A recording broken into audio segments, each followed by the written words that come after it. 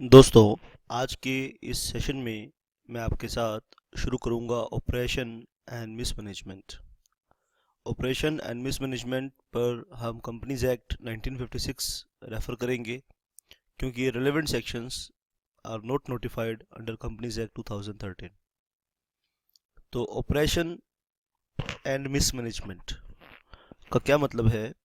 Operation का मतलब है कि जब एक ताकतवर आदमी कमज़ोर आदमी को ऑप्रेस करता है, प्रेशर डालता है, दबाता है, ठीक है, और गलत काम करवाता है, तो उसे बोलते हैं ऑपरेशन। एंड मिसमैनेजमेंट का मतलब है कि आपके हाथ में किसी दूसरे पर्सन की कुछ प्रॉपर्टी है, पैसा है, आप उसे मिसमैनेज करते हैं, तो दैट इज मिसमैनेजमेंट, राइट। मतलब मैंने आपको पैसे दिए कोई काम करने के लिए, और आपने वो पैसे उस काम को करने के लिए खर्च नहीं किए, बल्कि किसी और काम को खर्च करने के लिए किए, या अपना पर्सनल बेनिफिट करने के लिए खर्च किए, तो उसे कहते हैं मिसमैनेजमेंट। तो ऑपरेशन एंड मिसमैनेजमेंट, दोस्तों, आप ये जानते हैं in the corporate form of business organisation कि शेयर होल्डर्स पैसा लगाते हैं और डायरेक्टर्स उसको कंट्रोल करते हैं। तो और कंपनी की जो डिसीजन मेकिंग पावर है वो मेंबर्स के पास भी होती है, वो डायरेक्टर्स के पास भी होती है, ठीक है। तो ऑपरेशन एंड मिसमैनेजमेंट को शुरू करने से पहले सबसे पहले हम चीज़ सीखेंगे what is rule of majority. कि कंपनी इज़ एन एसोसिएशन, और कंपनी में जो डिसीजन मेकिंग प्रोसेस है वो कैसे चलता है, by the rule of majority, या rule of majority by the rule of majority, ठीक है। तो रूल ऑफ मेजोरिटी एक्चुअली क्या है, आइए इस चीज़ को हम समझने की कोशिश करें। नोट्स में आपके पास है, ठीक है।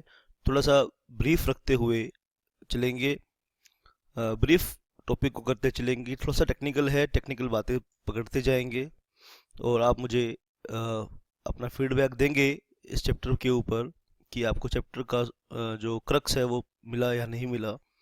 तो एग्ज़ाम में क्वेश्चन इस पे आ सकता है, ठीक है, 5 मार्क्स तक क्वेश्चन इस पे आ सकता है, तो ध्यान से आप मेरी बात को सुनेंगे। तो सबसे पहले चैप्टर को ऑपरेशन एंड मिसमैनेजमेंट को शुरू करने से पहले कंपनी के बेसिक जो नॉलेज है वो आपके पास अगर है तो चैप्टर जल्दी समझ में आ जाएगा। और बेसिक कंसेप्ट कंपनी का क्लियर नहीं है तो चैप्टर थोड़ा सा डिफ़िकल्ट हो जाएगा उस बच्चे के लिए जिसके बेसिक्स अच्छे क्लियर नहीं हैं। लेकिन मैं ट्राई करूँगा आपके लिए चैप्टर इजी करने के लिए, ठीक है। चैप्टर को इजी करने के लिए मैं कोशिश करूँगा, और आइए शुरू करते हैं। तो रूल ऑफ मेजोरिटी किस चीज़ को कहते हैं पहले सीखिए। Company is managed by majority rule. Majority rule का मतलब क्या है? Let the decision be taken by the maximum members. यानी मान लीजिए हम 5 लोग हैं और 5 में से 3 लोग एक काम को करने के लिए तैयार हो जाएं, तो उसे कहते हैं मेजोरिटी रूल, ठीक है। Company is managed by majority rule, ये बात क्लियर होनी चाहिए। Company is managed by majority rule, क्योंकि जो मैक्सिमम पावर्स हैं वो डायरेक्टर्स यूज़ करते हैं या मेंबर्स यूज़ करते हैं। डायरेक्टर भी इंडिविजुअली पावरफुल नहीं होते। डायरेक्टर्स को पावर भी कहाँ से मिलती है? बोर्ड ऑफ डायरेक्टर से। डायरेक्टर्स को पावर भी कहाँ से मिलती है? ठीक है, बोर्ड रेजोल्यूशन पास करके। और बोर्ड रेजोल्यूशन का मतलब क्या है? Rule by majority. Members of company pass resolution on various subjects either bye simple majority और बाय 3/4 मेजोरिटी। और मेंबर्स सेक्शन 114 में आप पढ़ते हैं कि मेंबर्स अपने डिसीजन कैसे लेते हैं, या तो ऑर्डिनरी रेजोल्यूशन पास करते हैं या स्पेशल रेजोल्यूशन पास करते हैं। आप ध्यान से बात सुन लीजिए। मेंबर्स अपने डिसीजन कैसे लेते हैं? या तो वो ऑर्डिनरी रेजोल्यूशन पास करते हैं। जब वो ऑर्डिनरी रेजोल्यूशन पास करते हैं तो उसको कहते हैं सिंपल मेजोरिटी। जब वो स्पेशल रेजोल्यूशन पास करते हैं, ठीक है, जब वो 3/4 मेजोरिटी से पास करते हैं रेजोल्यूशन, तो उसको कहते हैं स्पेशल रेजोल्यूशन। बात समझ में आई? Once a resolution is passed by the requisite majority, then it is binding on all the members of the company, ठीक है। जैसे फॉर एग्जांपल बेटा, हमने 2000 शाबाश 2013 में हमने, मान लीजिए, शाबाश आप ध्यान से मेरी बात को सुनिए, हमने बीजेपी को वोट दिया और नरेंद्र मोदी जी को हमने अपना प्रधानमंत्री बनाया। क्या सभी ने नरेंद्र मोदी को वोट दिया? नहीं, सभी ने नरेंद्र मोदी को वोट नहीं दिया, ठीक है। बल्कि बहुत सारे लोगों ने नरेंद्र मोदी को वोट नहीं दिया। लेकिन जब नरेंद्र मोदी प्रधानमंत्री बने तो वो तो पूरे देश के प्रधानमंत्री बने ना। जब नरेंद्र मोदी प्रधानमंत्री बने तो केवल उनके प्रधानमंत्री थोड़ी बने जिन्होंने उन्हें वोट दिया था, वो तो सभी के प्रधानमंत्री बने। ठीक है, तो इसको बोलते हैं रूल ऑफ मेजोरिटी। यानी हम पहले क्या करेंगे, हम वोटिंग के थ्रू डिसीजन लेंगे, और जब वोटिंग के थ्रू डिसीजन ले लेंगे तो वो डिसीजन सबके ऊपर एप्लीकेबल होगा, चाहे किसी ने हाँ करी है या किसी ने ना करी है। तो इसको कहते हैं बेटा रूल ऑफ मेजोरिटी। आइए इस लाइन को ध्यान से हम पढ़ेंगे। Once a resolution is passed by the requisite majority then it is binding on all the members of the company. एक बारी जो रेजोल्यूशन पास हो गया वो पूरी कंपनी पर बाइंड होता है, सभी के ऊपर बाइंड होता है। ठीक है, शाबाश। अब ये डिसीजन बेटा ठीक होगा या गलत, ठीक होगा कि गलत होगा? अब नरेंद्र मोदी को हमने प्रधानमंत्री बनाया, वो डिसीजन सही होगा या गलत होगा, ये तो समय हमें बताता है, टाइम हमें बताएगा कि हमने अच्छा डिसीजन लिया था कि बुरा डिसीजन लिया था। अच्छा डिसीजन लिया था तो कंपनी को फायदा होगा, बुरा डिसीजन लिया था तो कंपनी को नुकसान होगा। तो कोर्ट इसमें इंटरफेयर नहीं करता यूजुअली। यूजुअली मतलब आमतौर पे court will not intervene. Intervene का मतलब इंटरफेयर, दखल, to protect the minority interest affected by the resolution. अब एक रेजोल्यूशन पास हुआ, मान लीजिए मेरे पास कंपनी के मैक्सिमम शेयर्स हैं, मान लीजिए मेरे पास कंपनी के 60% शेयर्स हैं और तुम्हारे पास कंपनी के 20% शेयर्स हैं। तो रेजोल्यूशन जब पास होगा तो रेजोल्यूशन में मैंने एक डिसीजन लिया और आप क्योंकि माइनॉरिटी शेयर होल्डर हैं, यानी आपके पास डिसीजन मेकिंग पावर कम है मेरे से, तो आपको वो डिसीजन पसंद नहीं आया। आप चले गए कोर्ट में, आपने कहा कि ये जो डिसीजन लिया इन्होंने ये गलत डिसीजन लिया। कोर्ट कहता है कि क्या डिसीजन मीटिंग में पास हुआ? ठीक है, आप कहते हो हाँ जी मीटिंग में पास हुआ। तो कोर्ट कहता है कि जब डिसीजन मीटिंग में पास हुआ तो हम उसमें दखल नहीं देते, क्योंकि कंपनी चलती है रूल ऑफ मेजोरिटी से। अगर मेजोरिटी चाहती है, कंपनी की मेजोरिटी चाहती है कि ये काम होना चाहिए तो वो काम होना चाहिए, इसमें हम दखल नहीं देंगे। This is the rule of majority. Usually court will not intervene to protect the minority interest affected by the resolution if anything wrong is done to the company. लेकिन ये बात कंडीशनल है। लेकिन अगर मेजोरिटी अपने डिसीजन से company को नुकसान करे, it is company which can take action against the wrong doer. ठीक है, अगर कंपनी का नुकसान कोई करेगा तो नुकसान की भरपाई, नुकसान के लिए क्लेम कौन करेगा? ये कंपनी खुद ही क्लेम करेगी। ठीक है बेटा, बात समझ में आई कि नहीं आई? If the anything wrong is done to the company, it is company who can take action against the wrong doer, and shareholders or members individually do not have a right to do so। क्योंकि company एक person है, company अपना भला बुरा खुद देखेगी। Company की एक एक पावर डिफाइंड है। कहाँ पर डिफाइंड है? एक्ट में डिफाइंड है, आर्टिकल्स ऑफ एसोसिएशन में डिफाइंड है। अगर मेजोरिटी ने कोई गलत डिसीजन लिया है तो उस गलत डिसीजन के लिए जो जिम्मेदारी है वो उन लोगों की होगी। ठीक है, इंडिविजुअल शेयर होल्डर को चिंता करने की जरूरत नहीं है। रूल ये कहता है कि individual decision is not responsible. उसकी कोई ड्यूटी नहीं है कि वो कोर्ट में जाके एक्शन ले या कुछ करे। It is called majority rule. Rule of majority was laid down in the case of Foss versus Harbottle. ये केस है बेटा फोर्स वर्सेस हार्बटल। इस केस में ये डिसीजन लिया गया। ये डॉक्ट्रिन कहाँ से दुनिया को पता चली? Rule of majority. तो शाबाश, कॉर्पोरेट को देखने का नज़रिया बदल गया लोगों का जब ये केस आया। आइए इस केस में क्या हुआ हम सीखते हैं। फोर्स वर्सेस हार्बटल के केस में क्या हुआ? Two shareholders, Foss and Turton, bought an action on behalf of themselves and all other shareholders against the directors and solicitor of the company। सुन लीजिए फैक्ट्स क्या थे। दो शेयर होल्डर थे, force and Turton, bought an action on behalf of themselves and all other shareholders against the directors and solicitor of the company, alleging that by their concerted and illegal transactions ठीक है, they had caused the company's property to be lost to the company। तो समझिए बेटा बात को, दो share holder हैं, वो डायरेक्टर्स और लीगल एडवाइजर्स पर, सोलिसिटर मतलब लीगल एडवाइजर्स के ऊपर केस फाइल करते हैं कि उन्होंने मिलकर कंसल्टेड और इलीगल मतलब अगेंस्ट लॉ कुछ ट्रांजैक्शन करी हैं जिससे कंपनी की प्रॉपर्टी का नुकसान हुआ है। ठीक है, एक तो उन्होंने ये इल्जाम लगाया, ये एलिगेशन लगाया। It was also alleged that there was no qualified board, और ये भी बताया गया कि क्वालिफाइड बोर्ड ही नहीं था, यानी जो बोर्ड था, जिस बोर्ड ने डिसीजन लिए कंपनी की प्रॉपर्टी को डिस्पोज ऑफ करने के लिए, वो बोर्ड भी क्वालिफाइड नहीं था। It was also alleged that there was no qualified board. Foss and Turton claim damages to be paid by the defendants to the company.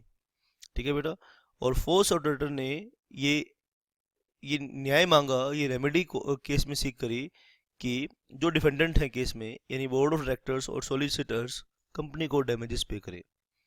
ठीक है बेटा, कंपनी को डैमेजेस पे करे। अब इस केस में क्या हुआ, एक है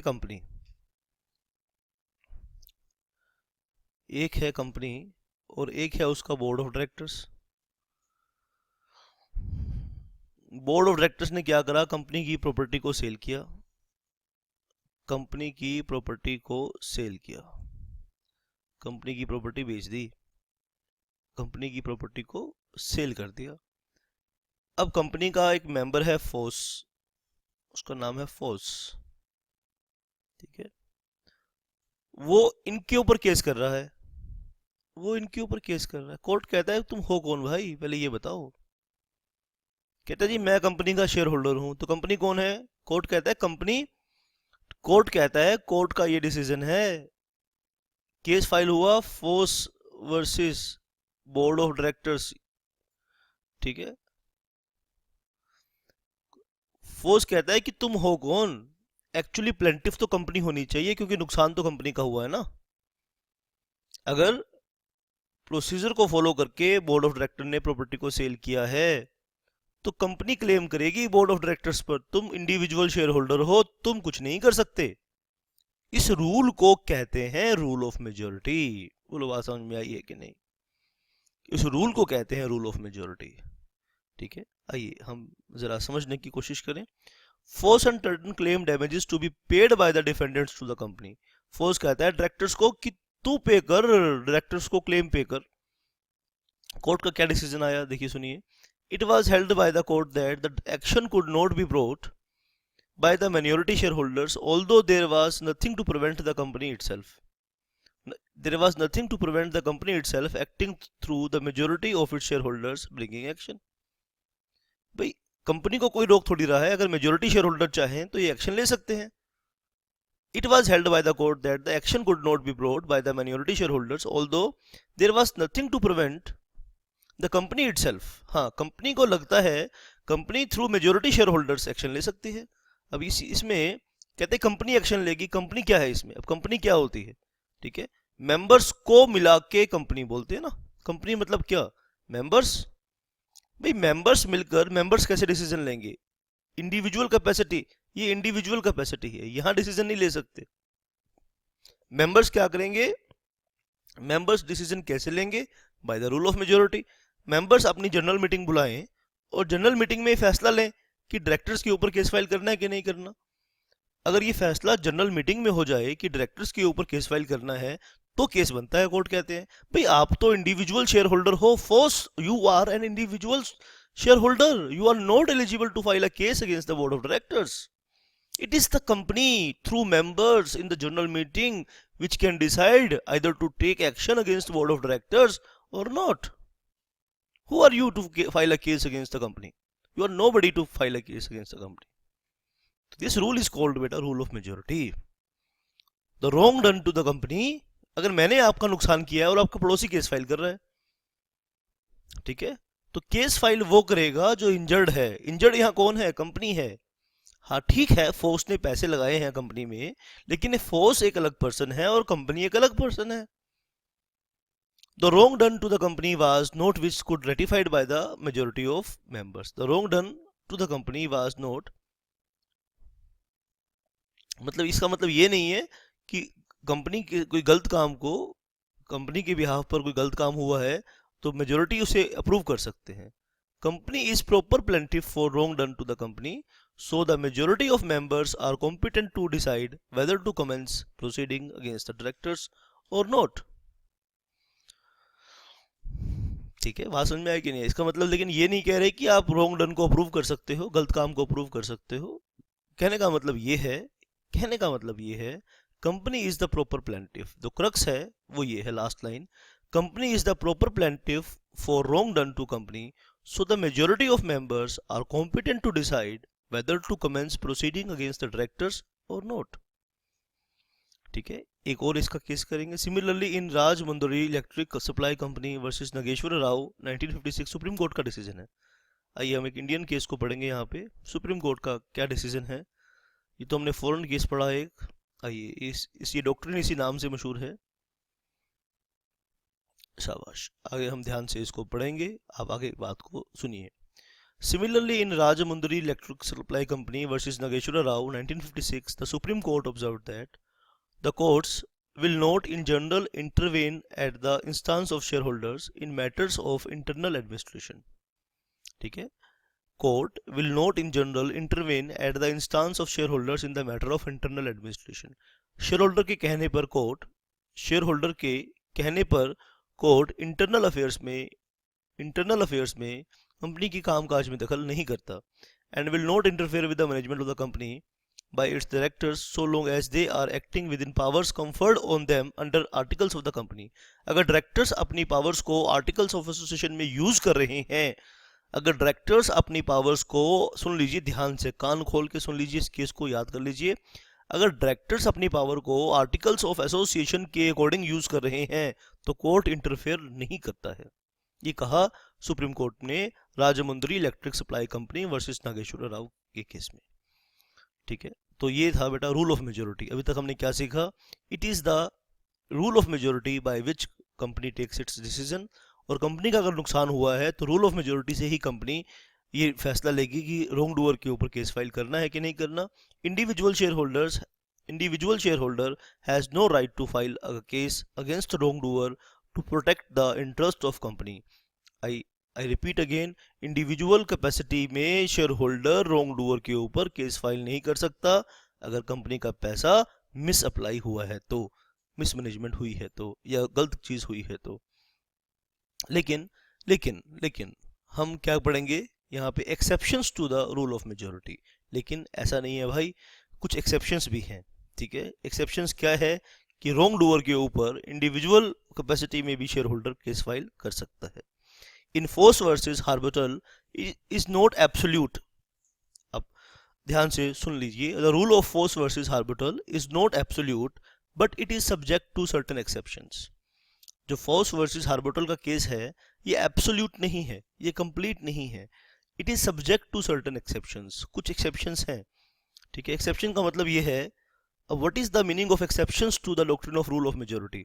ठीक है, आइए इस बात को एक बार मैं यहाँ पे बता दूं, तो सुन लीजिए पहले। इस लाइन का क्या मतलब है? Meaning of exception, meaning of exception to the rule of majority, meaning of exception to the rule of majority. इस बात का मतलब ये है कि rule of majority is not operative. इसका मतलब है इन सच एक्सेप्शनल सिचुएशन, जहां हम एक्सेप्शन की बात करेंगे, rule of majority will not applicable, rule of majority will not applicable, rule of majority will not applicable, rule of majority applicable नहीं होगी उस सिचुएशन में, एक्सेप्शनल सिचुएशन में रूल ऑफ मेजोरिटी एप्लीकेबल नहीं होगी। इसका मतलब माइनॉरिटी एक्शन ले सकती है। अब वो एक्सेप्शनल केसेस क्या है? तो पहली बात सुन लीजिए, rule of Foss versus Harbottle is not absolute. Absolute मतलब कंप्लीट नहीं है, but it is subject to certain exceptions. Minority share holders are neither at the mercy of majority share holders nor helpless. जो minority share holder है इसका मतलब ये नहीं है कि आप माइनॉरिटी हो गए तो you are living at the mercy of majority share holders, यानी आप मेजोरिटी शेयर होल्डर की दया पर आश्रित नहीं है, नोर हेल्पलेस, ना ही आप हेल्पलेस हैं, but they are protected under various provisions of common and company law. तो common law, law of the land and company law, general law, common law मतलब जनरल लॉ, यानी सीपीसी में भी आपके पास केस है, आपके पास सिविल प्रोसीजर कोड में भी आपके पास राइट टू टेक एक्शन है, और कंपनी लॉ में भी आपके पास राइट टू टेक एक्शन है। आइए हम देखेंगे एक्सेप्शंस अंडर कॉमन लॉ कि कब कब आप बेटा पहले हम देखेंगे एक्सेप्शंस अंडर कॉमन लॉ, और उसके बाद फिर हम देखेंगे exceptions under companies act, exceptions under companies act. ठीक है, तो इसका चार्ट भी बनाया है, कॉमन लॉ के अंदर ये एक्सेप्शंस हैं और कंपनी लॉ के अंदर ये एक्सेप्शंस हैं। तो एक्सेप्शंस का मतलब क्या है कि माइनॉरिटी कंप्लेंट कर सकती है, और फिर हम ऑपरेशन और मिसमैनेजमेंट का के ऊपर जाएंगे। आइए पहले हम देखेंगे एक्सेप्शंस क्या हैं। पहले हम देखेंगे कि क्या एक्सेप्शंस है। Personal rights of members, members के पर्सनल राइट्स हैं। ठीक है, the majority rule is not applicable where rights of individual members are affected or deprived।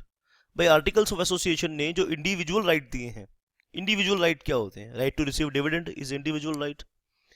भाई इंडिविजुअल डिक्लेयर, मैं खुद जाके कंपनी में डिविडेंड डिक्लेयर नहीं कर सकता, लेकिन अगर कंपनी में डिविडेंड डिक्लेयर हुआ है तो डिविडेंड लेने का मुझे हक है, इंटरेस्ट लेने का मुझे हक है, डिपॉजिट्स को रिडीम करने का मुझे हक है, जनरल मीटिंग का जनरल मीटिंग में नोटिस लेने का मुझे हक है, जनरल मीटिंग में चेयरमैन से सवाल पूछने का मुझे हक है, अपना प्रॉक्सी अटेंड करने का मुझे हक है। ठीक है, बात समझ में आई कि नहीं आई? बोनस शेयर लेने में मुझे हक है, बोनस शेयर लेने का मुझे हक है। डायरेक्टर्स की अपॉइंटमेंट में रिजोल्यूशन पास हो रहा है तो वोट करने का मेरा हक है। स्पेशल रिजोल्यूशन, ऑर्डिनरी रिजोल्यूशन में वोटिंग का मेरा हक है। ठीक है, क्लैरिफिकेशन लेने का मेरा हक है, बोर्ड रिपोर्ट लेने का, इंस्पेक्शन डॉक्यूमेंट्स को इंस्पेक्ट करने का मेरा हक है, डॉक्यूमेंट्स की कॉपी लेने का मेरा हक है। जो राइट्स इंडिविजुअली आपको दिए हैं वो मेजॉरिटी आपसे छीन नहीं सकती। बोलो बात समझ में आई है कि नहीं आई है? तो हम क्या पढ़ रहे हैं? Exception under common law. लेकिन जहां इंडिविजुअल लेवल पर शेयर होल्डर को राइट दिए हैं, जहां राइट है वहां रेमेडी है। ठीक है, उबिजस इबी रेमेडम, उबिजस इबी रेमेडम, मेरे साथ बोलो। ठीक है, उबिजस उबिजस इबी रेमेडम, इबी रेमेडम,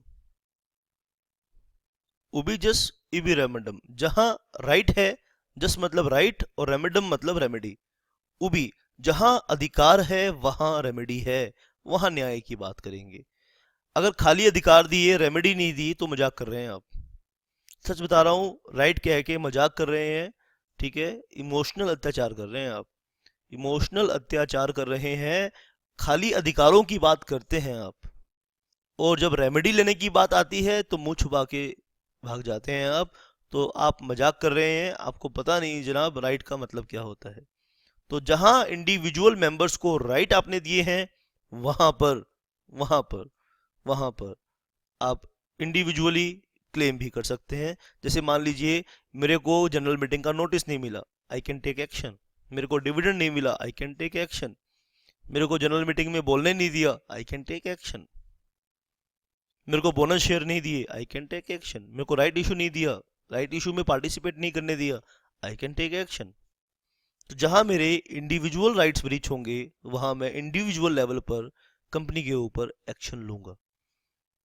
ठीक है, तो दूसरा, पहला एक्सेप्शन अंडर कॉमन लॉ, दूसरा पढ़ रहे हैं बेटा अल्ट्रा वायरस और इलीगल एक्ट्स, जहां लॉ के अगेंस्ट काम करोगे।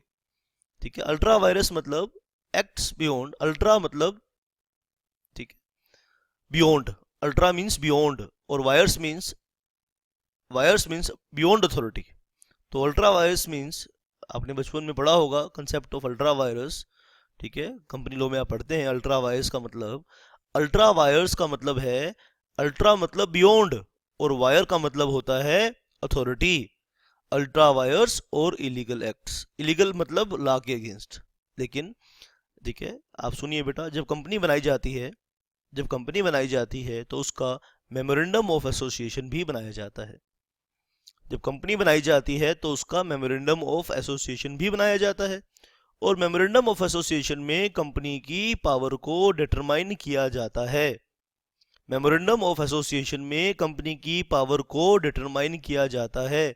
कैसे? Through object close. कैसे डिटरमाइन किया जाता है? कंपनी की पावर को कैसे सुनिश्चित किया जाता है? ऑब्जेक्ट क्लोज की सहायता से कंपनी की पावर को सुनिश्चित किया जाता है। जब कंपनी की पावर को सुनिश्चित किया जाता है तो इसका मतलब यह होता है कि कंपनी उस पावर के बाहर जाके काम नहीं कर सकती। अगर कंपनी उस पावर के बाहर जाकर काम करेगी तो वो एक्शन कंपनी का वॉइड होगा। तो वहां minority share holder, single share holder भी ऑब्जेक्शन रेज कर सकता है, लीगल एक्शन ले सकता है। ठीक है, लॉ के अगेंस्ट काम करते हैं। इलीगल एक्ट का मतलब क्या होता है, मैं आपको समझाता हूं एक एग्जांपल देके कि what is the meaning of illegal act. भाई आपने कानून के अगेंस्ट कोई काम किया। एक एग्जांपल देता हूं, कानून कहता है कि आप हेलमेट पहनो, आप नहीं पहनते। आप सीट बेल्ट पहनो, भाई कार चलानी है तो सीट बेल्ट पहनो, बाइक चलानी है तो हेलमेट पहनो, ये कहता है लॉ। आप इसे नहीं मानते तो this is act against law. This is act against law. Actually आपने एक्ट नहीं किया, आपने तो ओमिशन किया। ठीक है, आपने नहीं पहना, एब्सटेन किया आपने, तो this is illegal. This your omission is illegal. Your abstinence is illegal. Abstinence मतलब परहेज। हेलमेट पहनना चाहिए, तुम नहीं पहनते, तुम पहनने से परहेज करते हो। परहेज समझते हो ना, परहेज, abstinence. Abstain, ABSTAIN, abstain, abstinence. तो एब्सटिनेंस आपका क्या है, आपका परहेज क्या है, इलीगल एक्ट है। या देखो एक और एग्जांपल देता हूं, लॉ कहता है कि रेड लाइट पे रुको, रेड लाइट पे रुको, और तुम रुकते नहीं हो, तो तुम्हारा ना रुकना इज इलीगल एक्ट। ठीक है, तो ऑफेंस, इसको क्या बोलते हैं, ऑफेंस। इलीगल एक्ट को हम क्या बोल सकते हैं, ऑफेंस। तो अल्ट्रा वायरस और इलीगल एक्ट्स में, यानी एक्ट अगेंस्ट लॉ में, the rule of majority is not applicable where directors act in ultra vires, यानी अपनी पावर के बाहर जाके काम करें। ठीक है, तो directors are suppose to act within the authority. Intra vires काम करना है, इंट्रा वायरस नहीं है ये, वायर्स, वायर्स, अल्ट्रा वायर्स। अगर डायरेक्टर्स इंट्रा वायरस काम करें, डायरेक्टर से ये उम्मीद रखी जाती है कि वो अपनी हद में रहकर काम करें, बेहद ना हो जाएं। और हद कौन डिफाइन करता है, कंपनी का मेमोरेंडम ऑफ एसोसिएशन। जहां डायरेक्टर्स अपनी लिमिट्स क्रॉस करेंगे, अपनी पावर के बाहर जाके काम करेंगे, तो इंडिविजुअल कैपेसिटी में माइनॉरिटी शेयर होल्डर भी कैन टेक एक्शन। ठीक है, जहां अल्ट्रा वायरस काम होगा, यानी पावर के बाहर जाके डायरेक्टर काम करेंगे, ठीक है, या जहां पे इलीगल काम करेंगे, ठीक है, तो वहां पर rule of majority is not applicable. Even minority share holders can also bring an action. हम क्या पढ़ रहे हैं, हम पढ़ रहे हैं दोस्तों एक्सेप्शन। और एक्सेप्शन को हम दो पार्ट में डिवाइड कर रहे हैं, under common law, under company law. तो और दूसरा एक्सेप्शन हम कर रहे हैं under common law, breach of fiduciary duties. Fiduciary मतलब what is the meaning of fiduciary? Fiduciary बोले तो रिलेशनशिप ऑफ ट्रस्ट। ठीक है, रिलेशनशिप ऑफ ट्रस्ट। कोई अपना हार्ड अर्न मनी आपके हाथ में दे रहा है। शेयर होल्डर क्या कर रहा है, पहले पैसा कमाता है खून पसीने से मेहनत करके, टाइम बेचकर, अपना कीमत, अपनी सांसें बेचकर, पहले वो कोई आदमी पैसे कमाता है। फिर कंपनी कहती है कि आप हमें पैसे दो, हम आपके पैसे को बढ़ाएंगे। वो आप पे विश्वास करके, आप पूछते हो कि कंपनी के डायरेक्टर्स कौन है, तो कंपनी के डायरेक्टर्स की शक्ल देखकर या उन पे भरोसा करके आप पैसे दे देते हो। आप उन्हें अपने पैसे देते हो तो आप जिसे अपने पैसे दे रहे हो उसके और आपके बीच में रिलेशनशिप ऑफ ट्रस्ट है। अगर उसका ब्रीच हुआ, अगर वो तोड़ा गया, a complaint may be made against directors and promoters who have been guilty of breach of their fiduciary duties to the company। This generally happens when they prevent the company from suing them in its own name because they control a majority of the vote or a general meeting. A breach of fiduciary duty. ठीक है, अब इस चीज का गलत फायदा उठाते हैं। गलत फायदा कैसे उठाते हैं, आइए देखते हैं कैसे गलत फायदा उठाते हैं। मेजोरिटी रूल कहता है, अब मान लीजिए कंपनी कंपनी की ये प्रॉपर्टी है ना, ये जो सेल करी है बोर्ड ऑफ डायरेक्टर ने कंपनी की प्रॉपर्टी, बोर्ड ऑफ डायरेक्टर्स कौन है एक्चुअली, जो मेजोरिटी मेंबर्स हैं वही बोर्ड ऑफ डायरेक्टर्स हैं। ठीक है, जो मेजोरिटी मेंबर्स हैं इस केस में, तो जो मेजोरिटी मेंबर्स हैं वो बोर्ड ऑफ डायरेक्टर्स हैं। तो मेंबर्स को यहां हम दो पार्ट पे डिवाइड कर रहे हैं, मेंबर्स को यहां हम दो पार्ट पे डिवाइड कर देते हैं। एक तो कौन है, एक तो है 60% और दूसरे हैं 40%। ठीक है, अब 40% तो अगर 40% लोग अगर जनरल मीटिंग बुला भी लेते हैं, EGM extra ordinary general meeting बुला भी लेते हैं सेक्शन 100 के अंदर, तो रिजोल्यूशन तो वो पास नहीं करवा पाएंगे, क्योंकि 60% लोग तो फिर भी वो रिजोल्यूशन के अगेंस्ट काम कर देंगे। तो इसका मतलब केस तो कभी फाइल होगा नहीं, इसका मतलब केस तो कभी फाइल होगा नहीं। अगर डायरेक्टर्स ने अपने इस फिड्यूसरी रिलेशनशिप को, फिड्यूसरी ड्यूटी को अगेंस्ट काम किया है, यानी रिलेशनशिप ऑफ ट्रस्ट के अगेंस्ट काम किया है, तो कॉमन लॉ के अंदर ये रेमेडी है।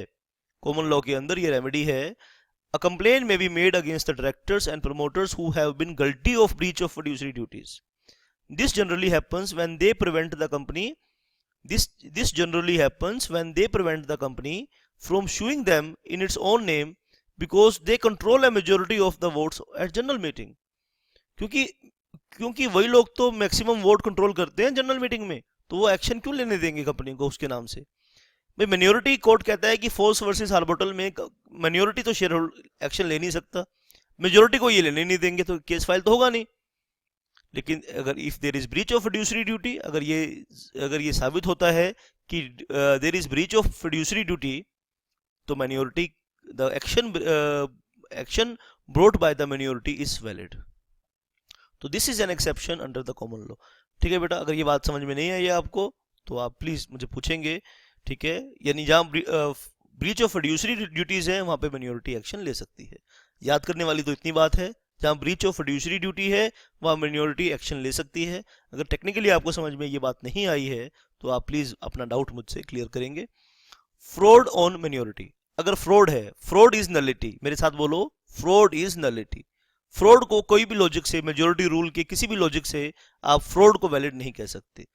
ठीक है, majority share holder can't use their powers to defraud minority. By doing so majority share holders are not allowed to take undue advantages. If they do so the minority can take action against them.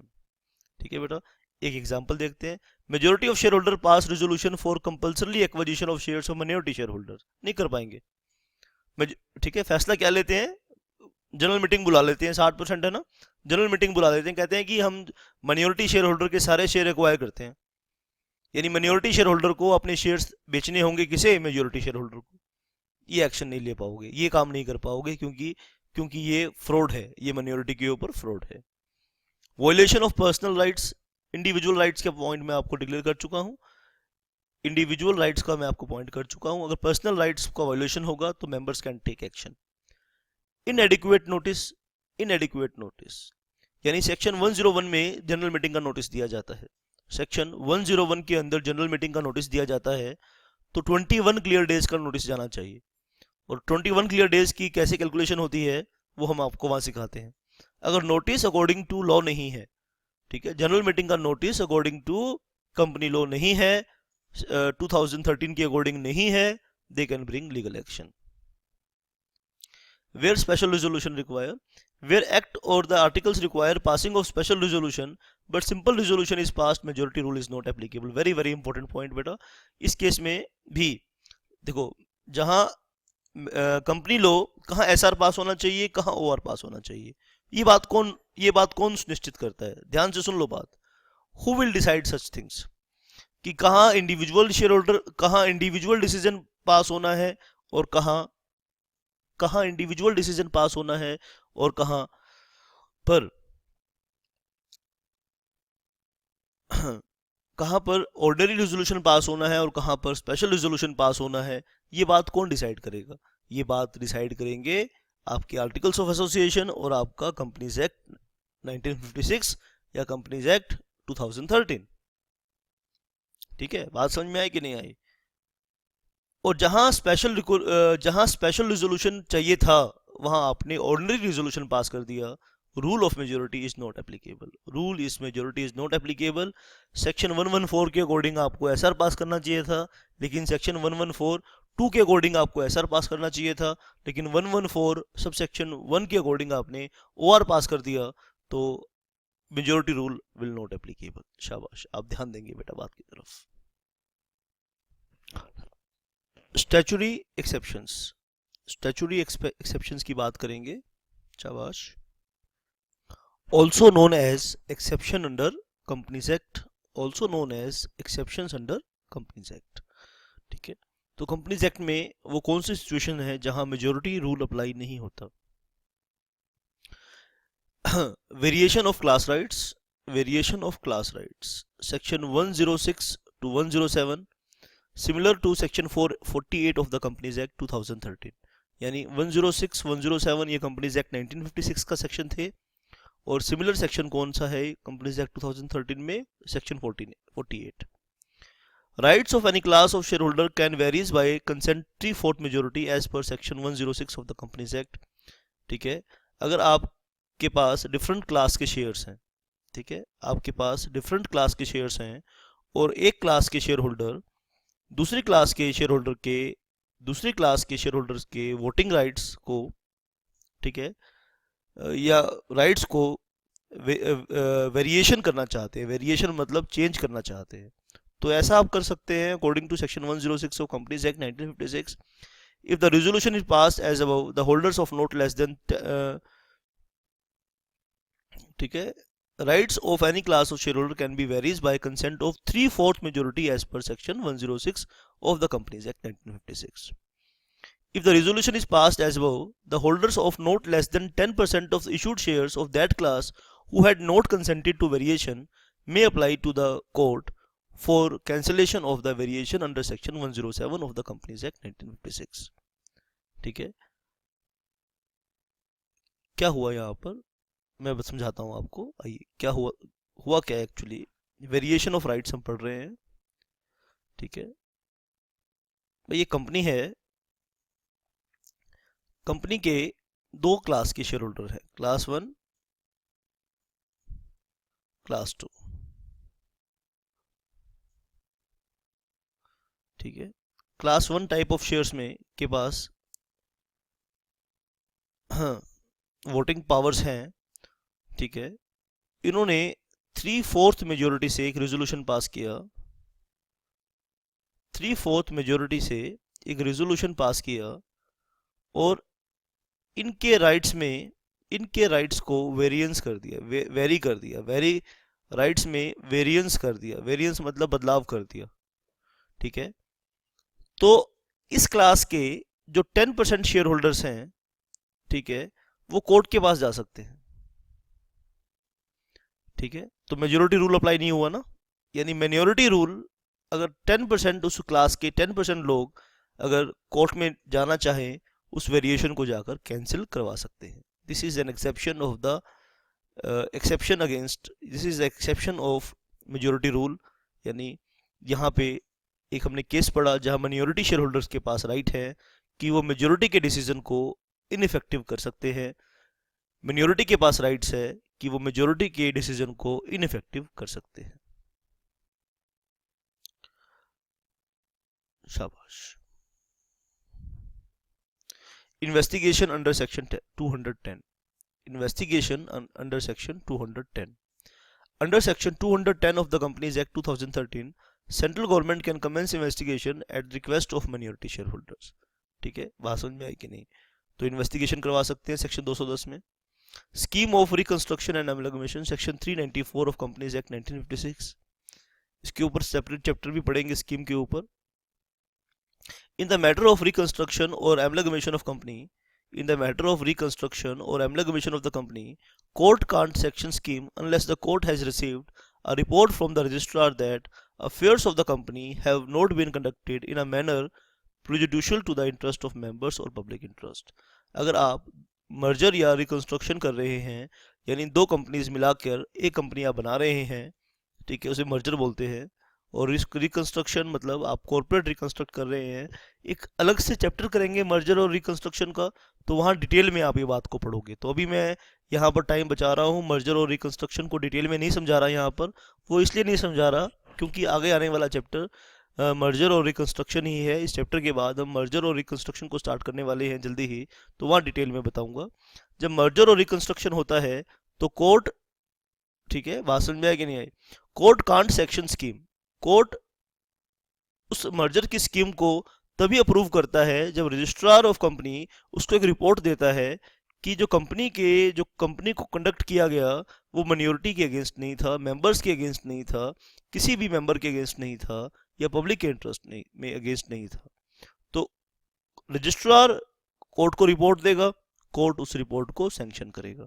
Court क्या करेगा? उस report को sanction करेगा, तब जाके दो companies एक हो सकती है, मर्जर हो सकता है। तो वहां भी मर्जर के दौरान भी माइनॉरिटी इंटरेस्ट को प्रोटेक्ट किया जाएगा। अभी यहाँ सिर्फ इतना समझ लीजिए कि सेक्शन 394 में अगर माइनॉरिटी राइट्स के अगेंस्ट मर्जर हो रहा है तो कोर्ट उस मर्जर को अप्रूव नहीं करता।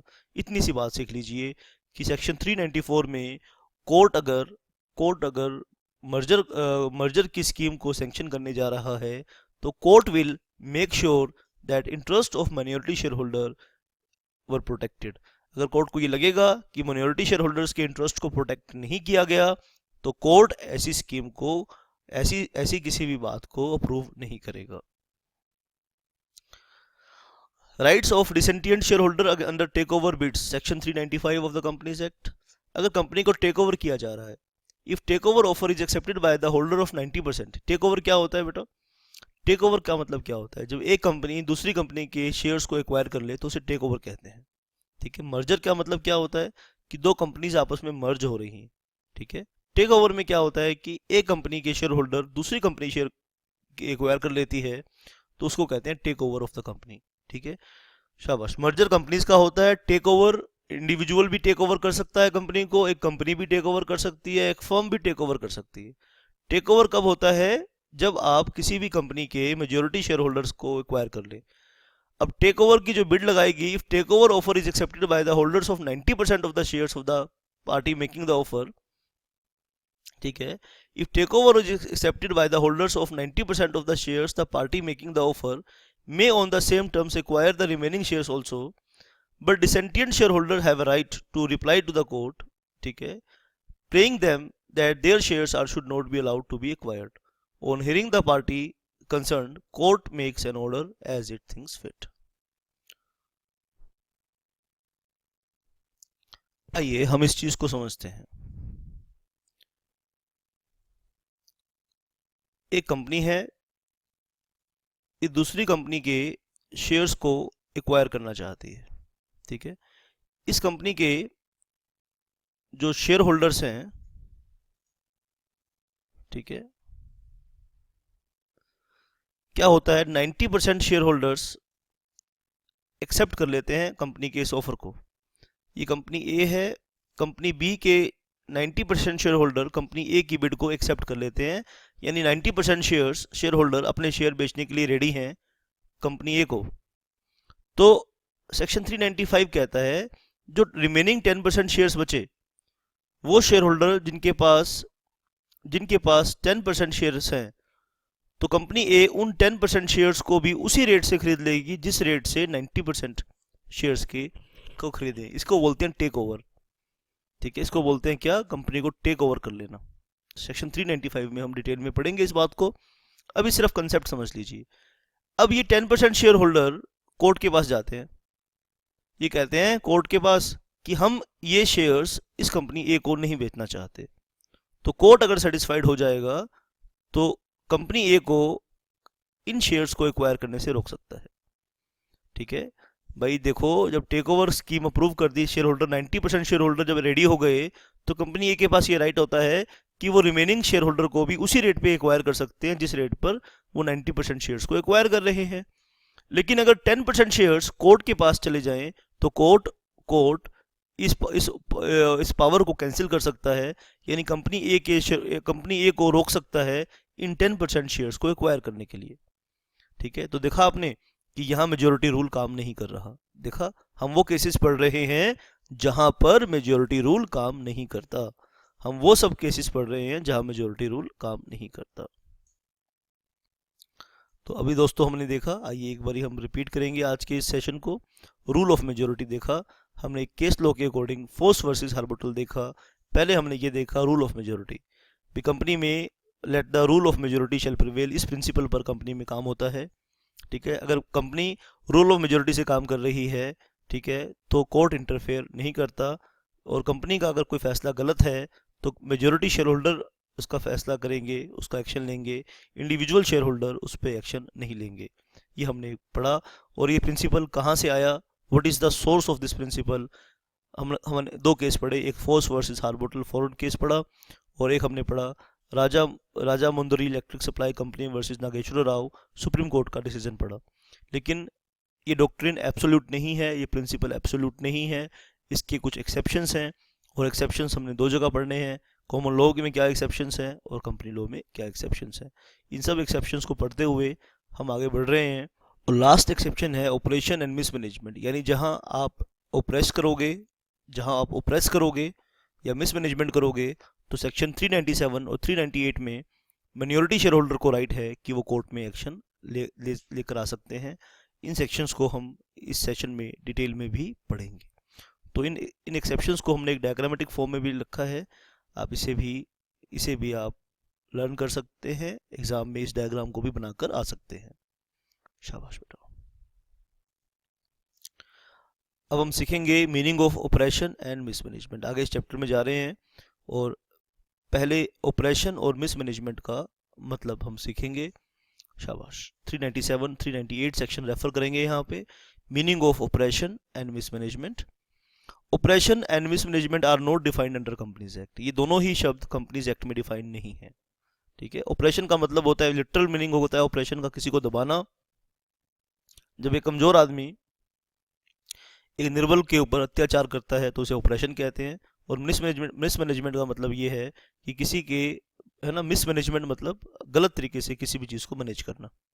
Operation involves an element of lack of fair dealing to the member of his propriety right as shareholder. Operation का मतलब involves an element of lack of fair dealing to the member of his propriety right as shareholder. ठीक है, आप ध्यान से बात को सुनेंगे। शाबाश। ऑपरेशन का में क्या चीजें इन्वॉल्व होती हैं? Persons concerned with the management of the company's affairs must in connection therewith be guilty of fraud, misfeasance or misconduct towards the members. Operation must be of continuous process, hence isolated acts of operation or mismanagement will not attract action under section 397. आओ इन सब बातों को हम detail में पढ़ेंगे बेटा। एक बार आओ, एक बार देख रहे हैं कि क्या ऑपरेशन को कैसे डिफाइन कर रहे हैं। A person can complain of operation only in his capacity as a member and not in the capacity of a director or creditor. ठीक है, person claiming relief on the ground of operation has to prove on the part of the majority lack of probity मतलब honesty, unfair conduct, prejudice to him in exercise of legal and propriety rights as a shareholder, act is burdensome, harsh and wrongful, when the affairs of the company are being conducted prejudicial to the public interest or interest of company, it is case of mismanagement. तो operation का मतलब क्या है, आइए पहले हम operation का मतलब देखेंगे, फिर मिसमैनेजमेंट का। पहले हम ऑपरेशन और मिसमैनेजमेंट का मीनिंग देखेंगे। Word oppression and mismanagement are not defined under the companies act. हम इसे डिफाइन नहीं, कंपनी लॉ में डिफाइन नहीं किया गया। ऑपरेशन का मतलब वैसे क्या है? Oppression involves an element of lack of fair. जब आप किसी के साथ फेयर डील नहीं करते, इट्स नॉट फेयर। हम बोलते हैं ना, कोई गलत काम करता है तो हम क्या बोलते हैं, यार इट्स नॉट फेयर, आप ये काम गलत कर रहे हो। कोई किसी को तंग कर रहा है, कोई कमजोर आदमी को पीट रहा है, मार रहा है, गालियां दे रहा है, तो हम क्या कहते हैं, इट्स नॉट फेयर, यार आप ये काम ठीक नहीं कर रहे हैं। तो जहां majority share holder individual share holder के राइट को, प्रोप्राइटी राइट्स को उसके इंडिविजुअल शेयर होल्डर के उसके इंडिविजुअली जो उसके बीइंग शेयर होल्डर जो उसके राइट्स हैं आप उसे छीन रहे हैं उससे। ठीक है। Persons concerned with mismanagement, persons concerned with management, यानी जिन लोगों के हाथ में सत्ता की बागडोर है, जिन लोगों के हाथ में कंपनी का कंट्रोल है, ठीक है, शाबाश, उनके ऊपर क्या इल्ज़ाम लगाया है? गलती ऑफ फ्रॉड, उनके पास गलती ऑफ फ्रॉड है, यानी वो फ्रॉड किया है, मिसफिजेंस किया है और मिसकंडक्ट किया है टुवर्ड्स द मेंबर। यानी जिनके पास कंट्रोल है कंपनी का वो फ्रॉड कर रहे हैं, मिसफिजेंस कर रहे हैं या मिसकंडक्ट कर रहे हैं। मिसफिजेंस वर्ड लास्ट सेशन में भी मैंने यूज़ किया था, ठीक है, यानी equivalent to fraud, equivalent to fraud, misfeasance यानी मिस एप्लीकेशन ऑफ मनी। ठीक, बात समझ में आई कि नहीं? मिस एप्लीकेशन ऑफ मनी, काम आपको पैसा दिया था दवाई लाने के लिए और आपने उस पैसे से चॉकलेट खा ली। पापा ने पैसे दिए आपको, भाई दवाई लेकर आओ, और आपने उस पैसे से चॉकलेट खा ली, तो that is the case of misfeasance, right. तो guilty of fraud, misfeasance and misconduct towards the members. Oppression must be a continuous process. ठीक है, ऑपरेशन जब सेक्शन 397 में आप ऑपरेशन क्लेम करेंगे तो कंटिन्यूस नेचर का होना चाहिए, यानी किसी इंडिविजुअल एक्शन को आप ऑपरेशन कहकर उसे कैंसिल नहीं करवा सकते। ठीक है, इस बात को हम आगे डिटेल में भी देखेंगे। A person can claim of oppression only in his capacity as a member, यानी अगर आप डायरेक्टर या क्रेडिटर की कैपेसिटी में, जो सेक्शन 397 को राइट है, वो सेक्शन 397 का राइट मेंबर का राइट है, ना कि क्रेडिटर का या डायरेक्टर का राइट है। ठीक है, तो एक मेंबर, एक पर्सन मेंबर, डायरेक्टर और क्रेडिटर इकट्ठा हो सकता है। सुन लो बात ध्यान से, एक पर्सन मेंबर भी हो सकता है, डायरेक्टर भी हो सकता है और क्रेडिटर भी हो सकता है, लेकिन सेक्शन 397 का जो राइट है वो मेंबर की कैपेसिटी का राइट है। आप ध्यान देंगे बात पे, शाबाश।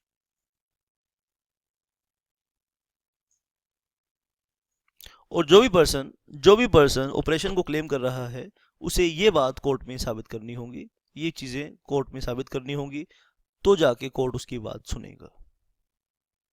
ठीक है, अब हम सीखेंगे what is the meaning of mismanagement. यहां तक तो था ऑपरेशन, अब हम आगे देखेंगे what is the meaning of mismanagement. When the affairs of a company are being conducted prejudicial, prejudicial का मतलब अगेंस्ट द पब्लिक इंटरेस्ट और interest of company, it is the case of mismanagement.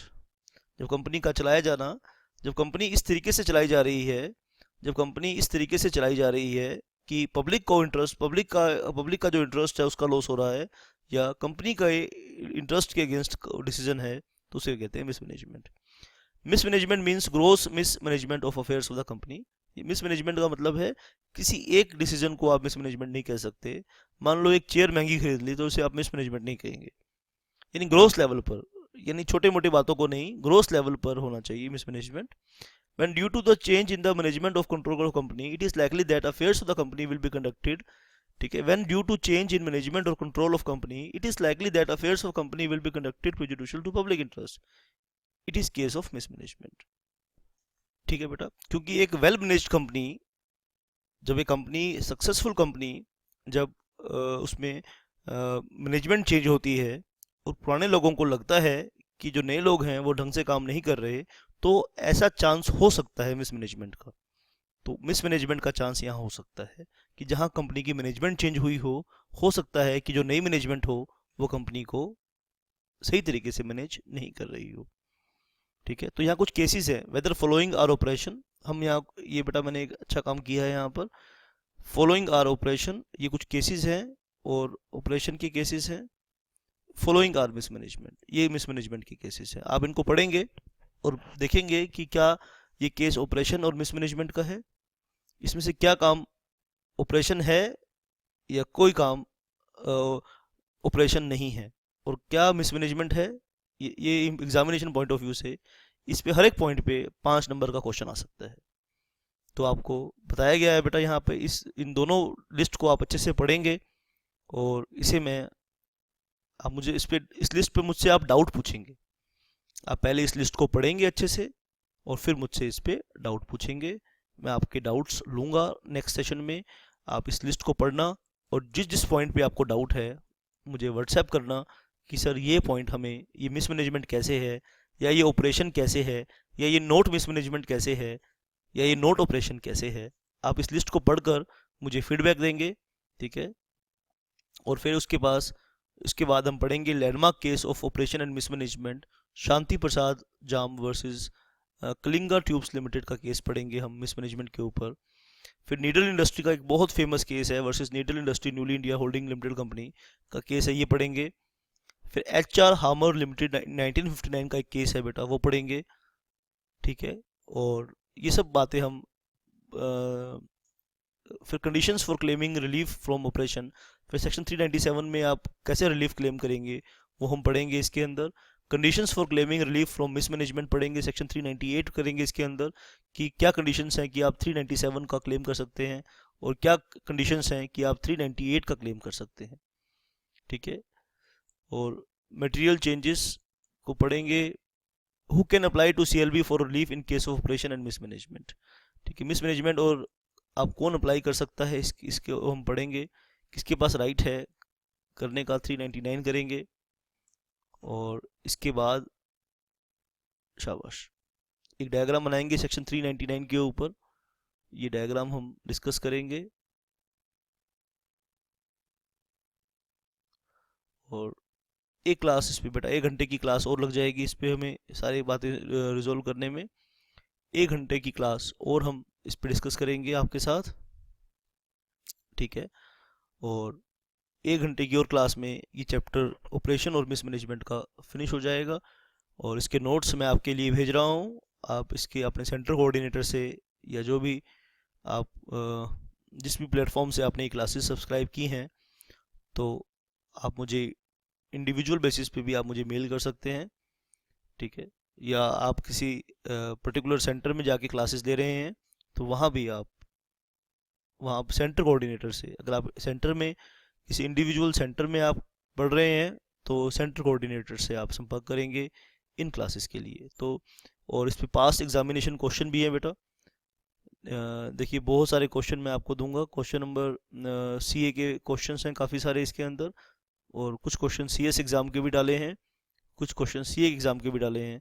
तो आप इन सब केसेस को अच्छे से, इन सब क्वेश्चंस को अच्छे से पढ़ेंगे। और ये देखो CS दिसंबर का क्वेश्चन डाला है 1995 का, CS दिसंबर 2001 का क्वेश्चन डाला है इसमें, और CA का क्वेश्चन 1999 का क्वेश्चन है। तो इसमें बहुत सारे क्वेश्चन CS एग्ज़ाम के क्वेश्चन भी हैं और CA एग्ज़ाम के क्वेश्चन भी हैं, main questions. Practical question usually आते हैं, आप देख रहे हैं इसके अंदर, चाहे वो CA का एग्ज़ाम हो चाहे वो CS का एग्ज़ाम हो, और प्रैक्टिकल क्वेश्चन इस पे काफ़ी ही सारे आते हैं। तो 18, 19, 20 आप देख रहे हैं बेटा, बहुत सारे क्वेश्चन पूछे जाते हैं इसके ऊपर। तो टोटल क्वेश्चन मैंने आपको जो इस पे दिए हैं, जो तैयार करने हैं आपने, ठीक है।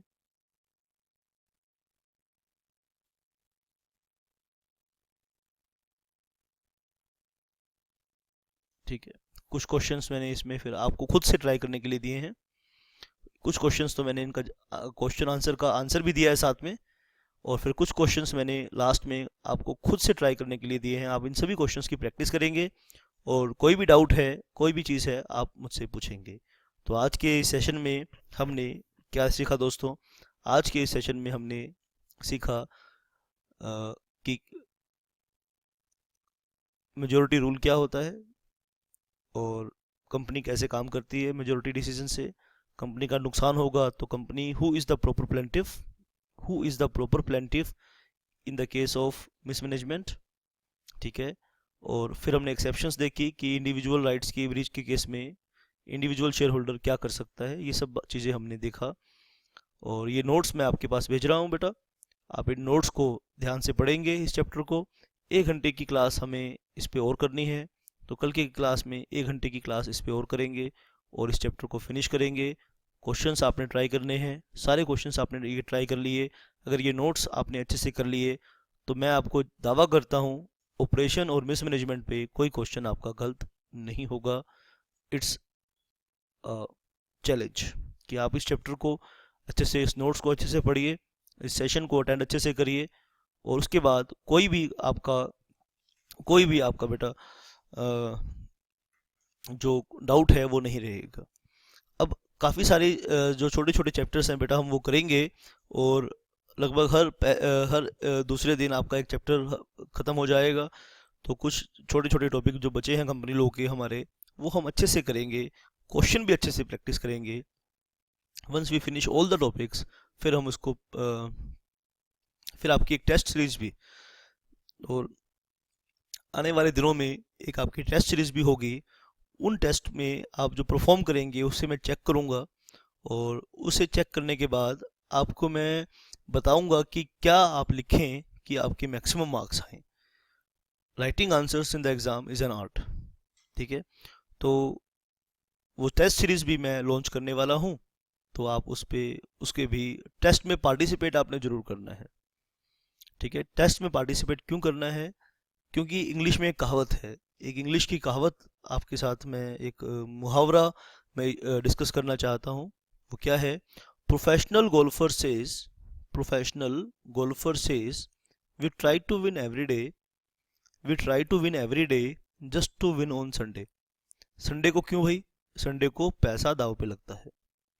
कहता है we try to win every day just to win on Sunday. Sunday को क्यों? क्योंकि संडे को दाव लगता है। भाई हम रोज जीतने की कोशिश करते हैं ताकि हम संडे को जीत पाए। आप इस टेस्ट में परफॉर्म क्यों करने की कोशिश करेंगे? ताकि आप संडे को जीत पाएं। और संडे कब है आप जानते हैं। That's it for this session. Thank you very much.